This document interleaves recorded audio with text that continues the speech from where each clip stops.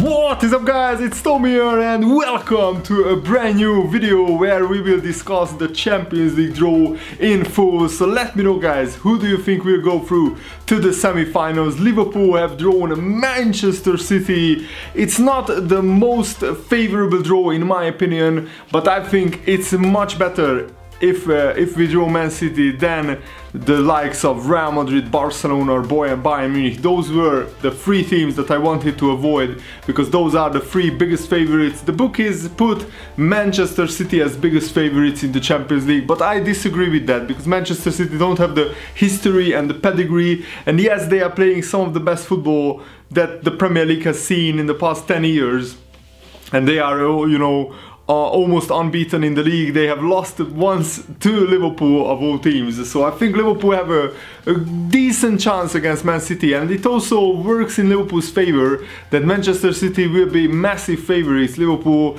like to play as underdogs, but let me know who will go through from the Barcelona AS Roma tie. That will be a cracking tie as well. I think Barcelona will have just too much for us Roma to deal with, especially with Messi being in top form. Messi almost single-handedly knocked Chelsea out with 2 goals and an assist in that last 16 second leg. 3-0 Barcelona ran out as 3-0 winners, but Chelsea hit the post and hit the bar 5 times in total in the 2 legs, so Chelsea were a little bit unlucky, but Barcelona fully deserved it. Sevilla, who knocked out Manchester United, will face Bayern Munich.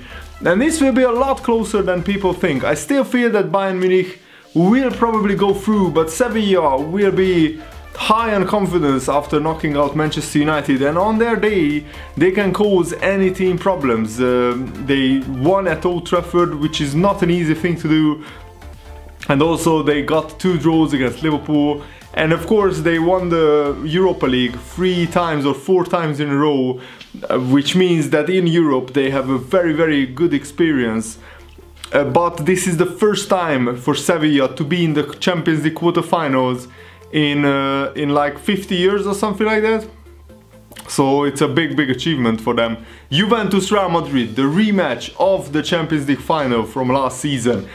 I think it's a 50-50. This is probably more 50-50 than the Liverpool Man City tie because Real Madrid, you know, they are Champions League winners twice in a row now, but Juventus will want revenge for that final, and also Juventus really want to go far in this competition again because you know, they have gone close a couple of times in the Champions League. They lost to Barcelona and they lost to Real Madrid in 2 finals actually recently, so they really want to go far and win the Champions League. Buffon, Gianluigi Buffon, probably his last season in Juventus, and he has never won the Champions League. That's the only trophy that he hasn't won in club and international football, so I think the Juventus team will want to win it for Buffon as well, and for themselves of course. But if I have to put a prediction down, I will say Barcelona, Bayern Munich and Real Madrid will go through, but certainly Juventus knocking Real Madrid out wouldn't be a big shock. And then the big question, who do I think will go through from the Liverpool-Man City tie?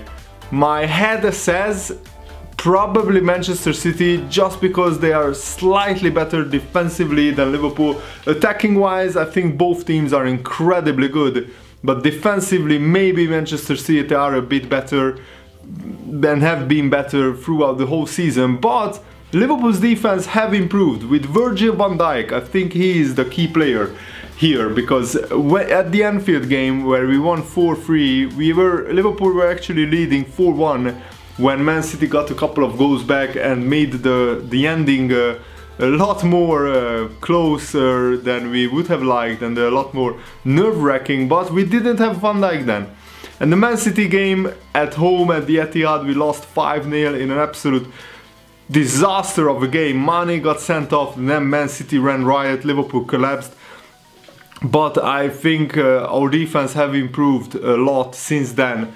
But we must start Matip in my opinion, because Lovren just makes too many big mistakes in these high profile games. He made 2 big mistakes against Manchester United. He lost 2 headers to Lukaku and we conceded 2 goals because of that.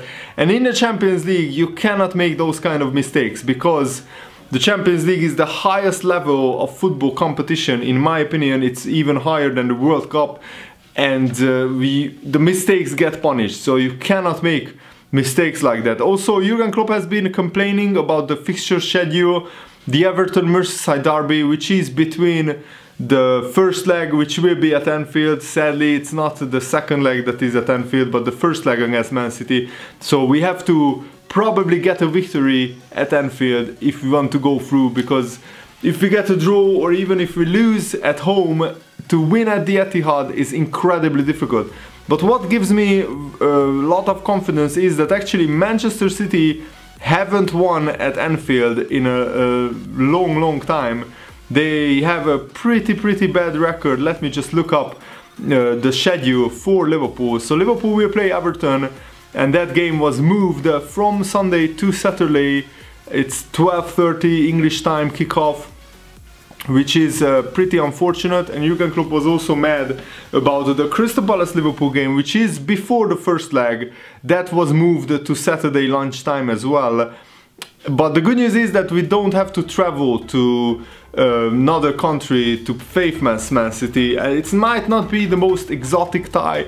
You know, some fans like to see, you know, the likes of Real Madrid or Barcelona or Bayern Munich or some of these, you know, crazy good European ties. On the other hand, I want Liverpool to go free, and I think the one team that fears Liverpool the most is probably Manchester City, because they just know how good we can be, and we have already beaten them. And in fairness, I think for 80 minutes we actually wiped the floor with Manchester City at Anfield this season. We were leading 4-1 and cruising, and then, you know, we set back a little bit, we conceded a couple of goals, but I think the 4-3 scoreline wasn't a true reflection of the game. I think Liverpool really dominated, and Man City know.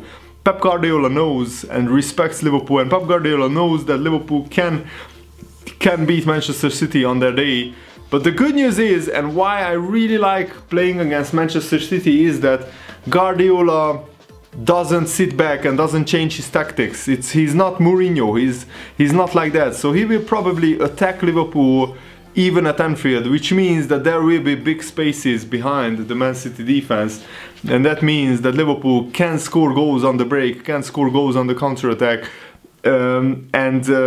I think that gives us a great chance to win the first game, especially with the Anfield crowd. I just cannot wait for the noise of Anfield on a famous European night. And it has been like 10 years since we played in the Champions League quarterfinals. It was the 2008-2009 season. So yeah, probably 10 years, 9 years since Liverpool have been in a Champions League quarterfinal.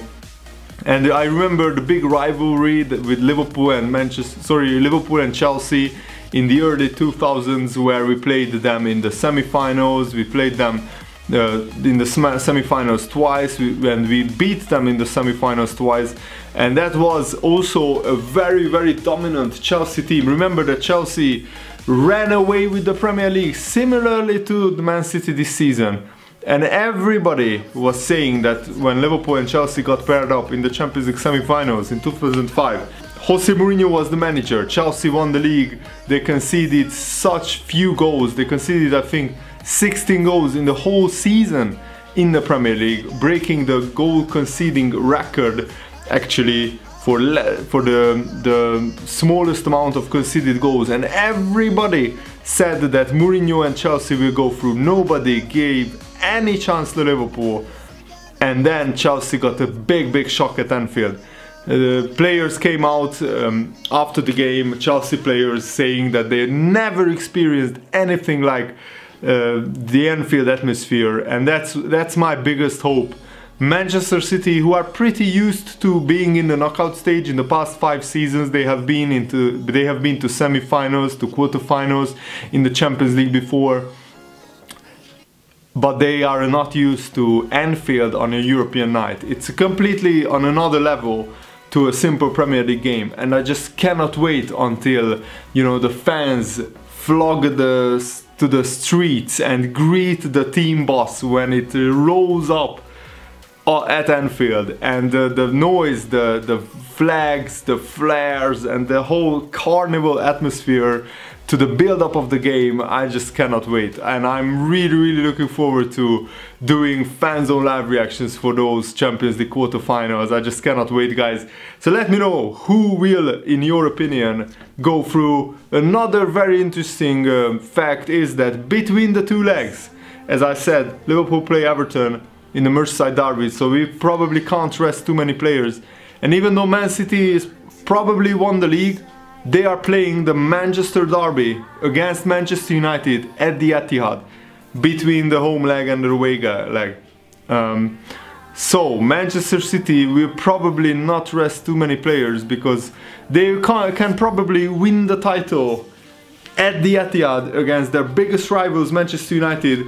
And I think even Guardiola, the whole Man City squad and the fans most definitely will do everything they can to make that happen, because imagine if Man City can win the title in front of Manchester United by beating Manchester United at the Etihad Stadium. That will be just, as Vincent Kompany, the Man City captain, said, a once-in-a-lifetime opportunity for Manchester City.